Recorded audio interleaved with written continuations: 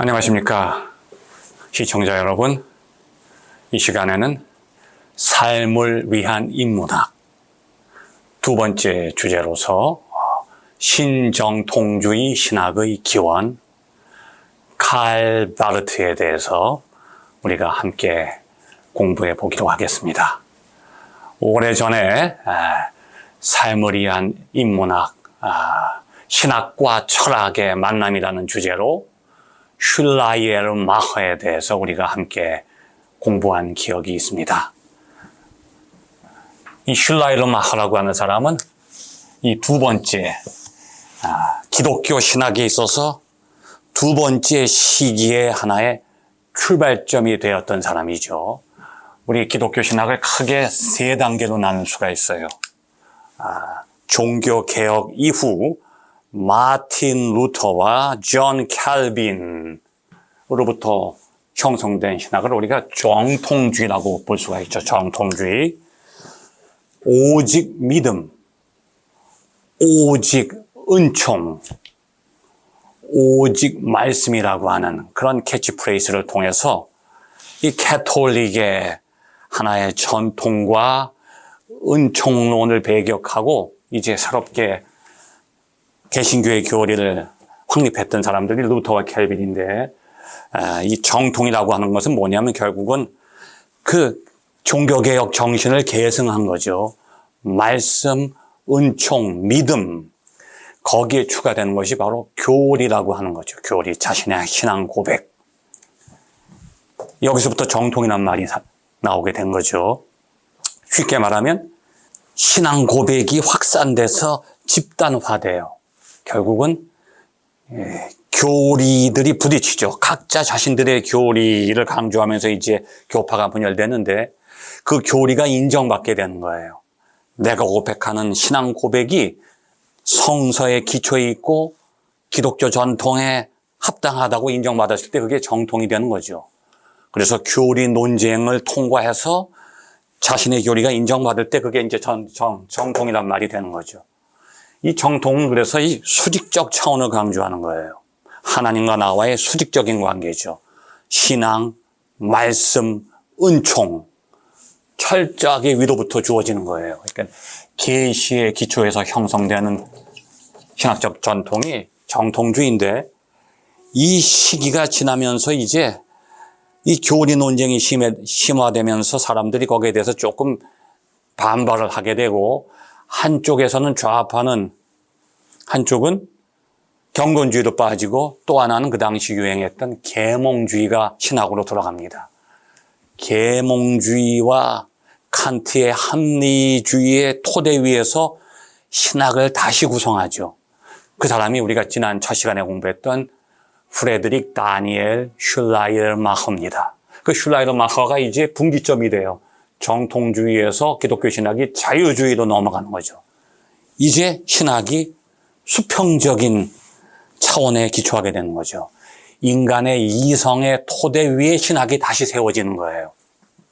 이것을 우리 자유주의, 합리주의, 계몽주의 또는 신칸트주의라고 하죠. 칸트를 이어받았다고 해서 자유주의, 계몽주의, 합리주의, 신칸트주의 다 같은 뜻이에요. 그래서 신학을 완전히 인간학으로 바꿨다는 비판을 받게 되죠. 인간을 통해서 신학을 재해석하기 때문에 이제 신학이 인간학이 되었다. 그러한 흐름에 대해서 이제 20세기 초부터 새로운 운동이 시작되는데, 다시 종교개혁 전통을 회복시키고 인간학이 되어버린 이성과 합리주의에 기초한 신학을 다시 개혁하고 다시 새로운 성서적 기독교적인 전통으로 돌아가려는 운동이 나타나는데, 그것이 바로 신정통주의라고 하는 거죠. 다시 수평적인 차원에서 수직적인 차원을 회복하는 거예요. 신학을 다시 신학으로 회복시키는 거죠. 그래서 이러한 신정통주의의 출발점이 됐던 사람이 칼 바르트라고 하는 사람이죠. 새로운 분기점이 되는 거죠. 그래서 칼 바르트가 한 유명한 말 가운데 고테스 고트하이트, 하나님의 하나님됨, 하나님을 하나님 되게 하라. 그러니까 다시 신학을 인간학에서 신학으로 환원시킨 사람이 칼 바르트라고 하는 것입니다. 그런데 정통주의와 다른 결정적인 근거는 뭐냐면 철저하게 수직적인 차원이고 철저하게 수평적인 차원이죠. 이건 계시 이성이죠. 그런데 신정통주의는 정통주의를 다시 반복하는 것이 아니라 이 둘을 연결시켜요. 계시와 이성을 연결시키죠. 그래서 다른 말로는 신정통주의 신학을 변증법적 신학이라고 하는 거죠. 하나님은 전적인 타자고 인간은 유한한 피조물인데 이 둘을 완전히 분리시키면 신학이 불가능한 거예요. 여기서 시작할 수도 없고 여기서 시작할 수도 없죠. 완전히 이건 분리돼 버리니까. 그래서 이 둘을 연결시키려고 노력했던 사람이 바로 칼 바르트라고 하는 거죠. 그래서 이것을 신정통주의 신학이라고 하는데 이 둘을 어떻게 연결시키느냐, 이 연결되는 것을 아날로기아라고 해요. 아날로기아는 유비라고 하죠. 유비, 이 접촉점. 하나님과 인간이 완전히 분리된 존재라면 영원히 하나님이 인간에게 올 수 있는 길이 없고 인간이 하나님께 갈 수 있는 길이 없어요. 그러니까 신학 전체가 무너지는 거예요. 칼 바르트의 위대한 점은 신학을 두 차원으로 분리시키는 것이 아니라 이 둘을 연결시키려고 한 거죠. 이 연결되는 연결점, 하나님과 인간이 만나는 연결점이 무엇인가를 칼 바르트는 찾게 됐고, 제일 처음에 추구했던 게 뭐냐면 아날로기아 레벨라투스, 그러니까 계시를 통해서 이 둘이 만난다는 거죠. 우리가 하나님을 알 수 있는 유일한 길은 하나님이 우리에게 자신을 나타내셨다. 이게 유일한 길이에요. 그러니까 우리가 하나님을 알 수 없는 거죠, 인간은. 이건 영원한 초월적인 분이니까. 그러니까 우리가 하나님을 알 수 있는 유일한 길은 인간에게는 차단되어 있다는 거예요. 그러면 하나님에게만 그 길이 열릴 수 있는 가능성이 있다는 거죠. 그럼 그 가능성이 뭐냐? 하나님이 우리에게 자신을 보여주신다는 거예요. 이걸 계시라고 그래요.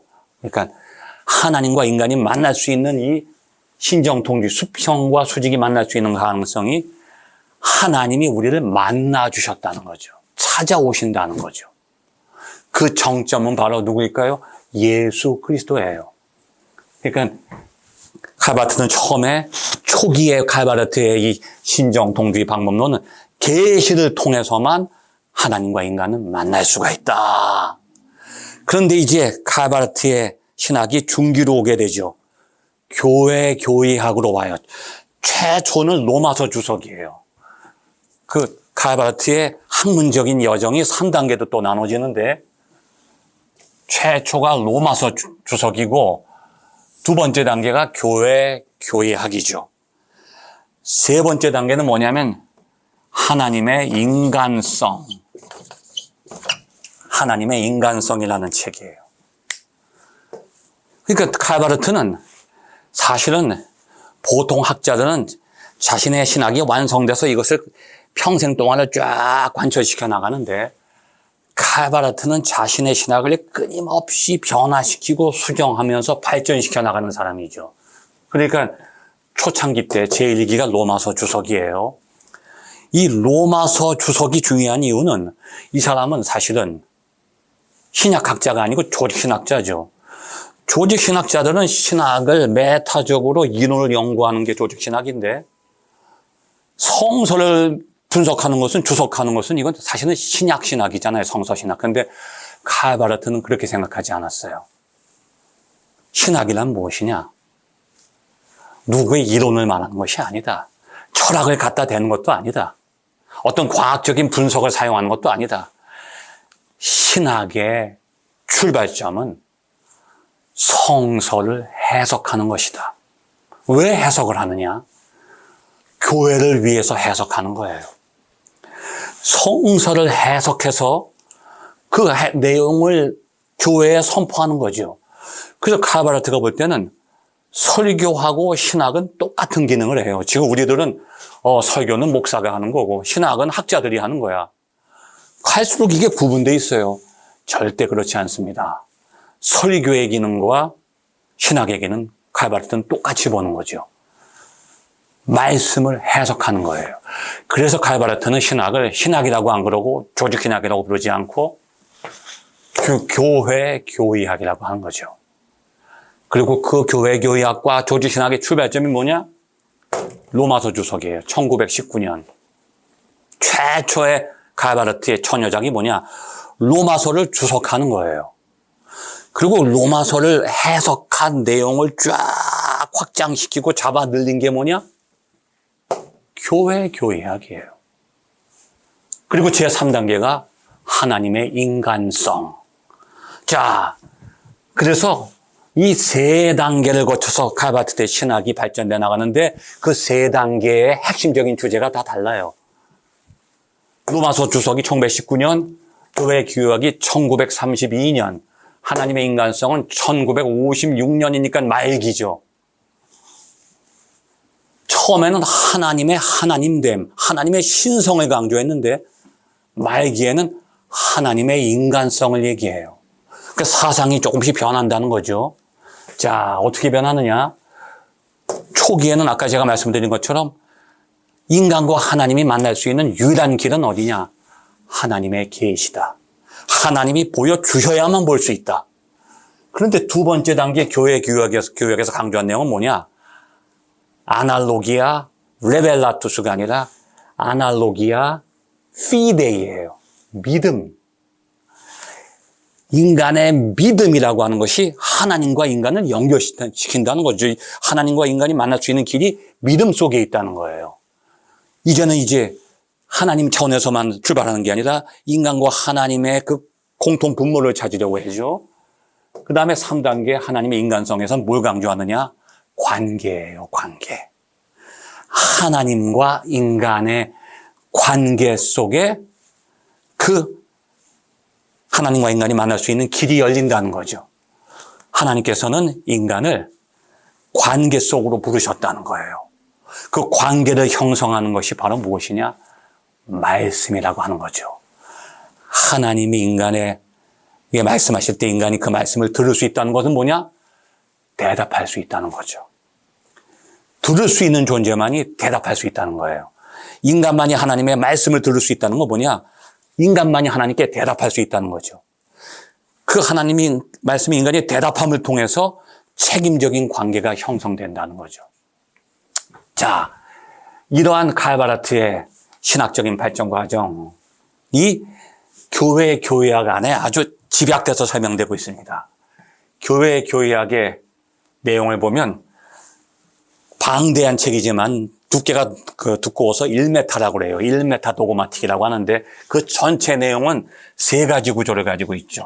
첫 번째 구조는 말씀, 두 번째 구조는 창조, 세 번째 구조는 화해예요. 사실 이 책이 한국어로 번역이 돼야 되는데 지금 제가 아는 그 신 박사라고 하는 신준호 박사님이 지금 번역을 하다 중단을 했어요. 이것은 한국의 신학을 위해서 반드시 이루어져야 되는 작업인데 중단된 게 좀 아쉽지만 반드시 여러분은 교회 교의학을 통해서 칼바르트를 이해해야 합니다. 첫 번째 구조는 말씀, 성령에 대해서 중점적으로 설명하죠. 두 번째 목차의 구조는 창조예요. 창조에서는 하나님을 설명하죠. 이 교회 교의학의 세 번째 구조는 화해예요. 화해는 뭐야? 기독교죠. 기독론이죠. 예수 그리스도. 예수 그리스도를 통해서 화해 사역이 이루어지는 거예요. 이게 바로 교회 교의학의 세 가지 구조입니다. 그래서 칼바르트는 이러한 교회 교의학의 구조를 통해서 말씀과 계시의 토대 위에서 신학을 재구성하죠. 이것은 다시 말해서 이성의 기초에 있던 자유주의, 합리주의 신학을 무너뜨리고 다시 정통주의의 신학을 재구성하는 거죠. 계시의 절대성과 우선성, 그리고 그 계시의 통로가 되는 말씀이 칼바르트 신학의 핵심적인 뼈대를 형성한다고 볼 수 있죠. 그래서 칼바르트는 율법과 복음이라는 말을 사용하지 않아요. 칼바르트 신학의 독특성은 뭐냐면 복음과 율법이죠. 이 속에 깊은 의미가 담겨 있습니다. 율법이 상징하는 것은 이성이에요. 인간으로부터 하나님께 이르는 길이죠. 복음이 상징하는 것은 계시죠. 결국은 율법이 복음보다 앞서는 것이 아니라 성서적으로 역사적으로는 율법 이후에 주님께서 오셨지만 거꾸로 인간이 하나님께로 가는 길은 율법이 먼저가 아니라는 거죠. 복음이 우선된다는 거예요. 그래서 항상 칼바르트는 복음과 율법이라고 하는 거죠.